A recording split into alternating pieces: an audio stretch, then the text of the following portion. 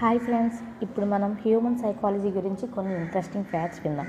సాధారణంగా మనకు ఏదైనా కొత్త విషయం అలవాటు కావడానికి 21 రోజులు పడుతుందని అంటుంటారు.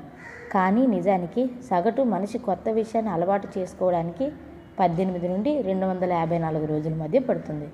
మనిషి చనిపోయే ముందు జరిగే 7 నిమిషాల నాడీ సంబంధిత కార్యకలాపాలలో తన జీవితం గురించిన మొత్తం జ్ఞాపకాలు ఒక కళలా కనిపిస్తాయట. ఒక నెగిటివ్ విషయం విన్నప్పుడు మన మెదడులో సుమారు 5 పాజిటివ్ జ్ఞాపకాలు దెబ్బతింటాయి. ఎక్కువ కాలం పాటు ఒంటరిగా ఉండటం చాలా ప్రమాదకరం. ఎంత అంటే 15 సిగరెట్లు కాలిస్తే ఆరోగ్యానికి కలిగే ప్రమాదంతో సమానం.